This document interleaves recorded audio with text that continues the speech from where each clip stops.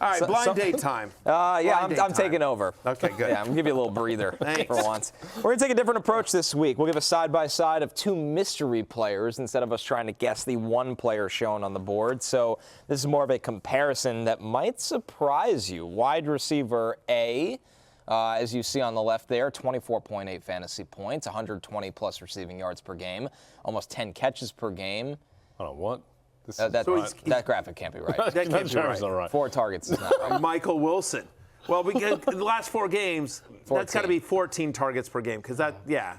All right, what are yeah. we doing? That makes. Back up just a bit. In essence, the point of this, despite the wrong graphic, because it should be 14 targets per game for Michael Wilson. Michael Wilson is putting up Calvin Johnson over the last kind 4 of movies, kind of numbers. It's unbelievable. Megatron. He's I don't know he's Bertatron. His 2012 season. Not my best effort. No. 2-pack changes? Man, this segment's in the toilet. Totally in the toilet. It's a poor effort from back up. Calvin Johnson, by the way, in 2012, of course, is his almost 2,000-yard season. If you're wondering just how ridiculous this Michael Wilson run is right now, he's going to win some people fantasy championships. Do we think, unless Marvin Harrison Jr. Then he comes won't. back, then he won't. Yeah. Then he goes back to being wide receiver Tajay Spears. This week, There's no in between. Calvin Johnson or wide receiver Tajay Spears. Those are the 2 modes.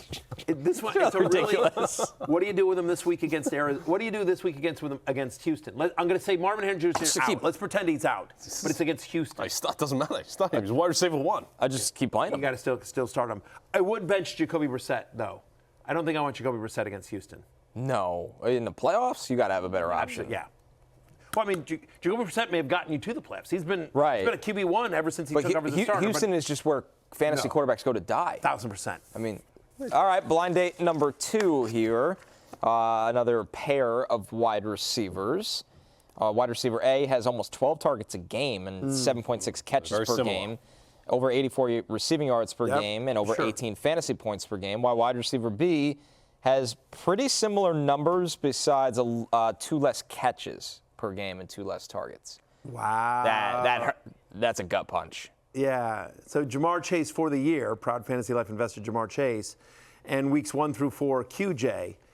Again, that's how good QJ was at the beginning of the year. And also, Jamar Chase had to deal with Jake Browning for too much of the year. Yeah. So we don't blame Jamar Chase for any of this. All right, our next one, let's get to some quarterbacks here. The quarterback on the left averages 238.2 passing yards per game, 37.5 rushing yards per game, 2.6 total touchdowns per game, and 23.9 fantasy points per game. Why do I feel like that's Mahomes? While quarterback B averages just 194.5 passing yards per game, but 42.1 rushing yards per game, 2.3 total touchdowns per game. So pretty similar, besides the pass yards here, and then 2 less fantasy points. Oh. Wow. That is Josh Allen and Jackson Dart, which might be one of my best calls of the year. I think so. Yeah. You were on the Dartler. Yeah, I was on the Dartler. You said QB1 from on. the jump. As soon as he gets the job, but just gives you an idea of just how good Jackson Dart has been in unbelievably trying situations. Changing of coach, losing Malik Neighbors, it's just a bunch of disarray, and yet Jackson Dart continues to produce. By the way, speaking of quarterbacks, I just saw the footage of Phil Rivers at the podium. I'd like to retract my Colts money line. He might help. Does not look like he's he might help the run shape. defense.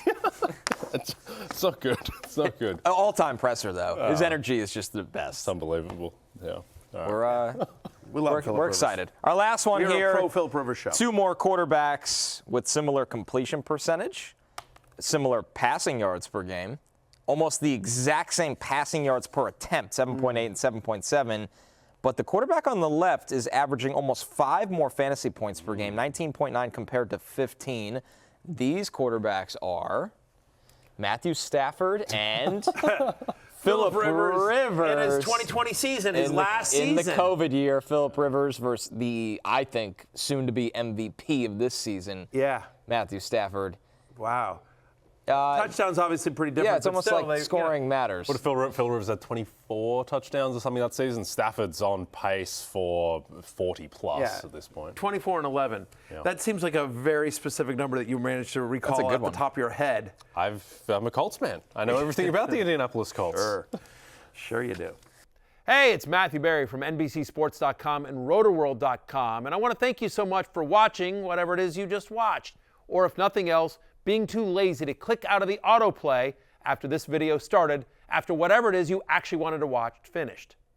But now that you're here, I'd like to take a moment here to ask you respectfully now, okay? I'm asking you respectfully to subscribe to the NFL on NBC YouTube channel. You'll get the latest Roto-World fantasy news headlines, all sorts of great shows, including my own Fantasy Football Happy Hour. So go subscribe now. Again, I'm asking respectfully.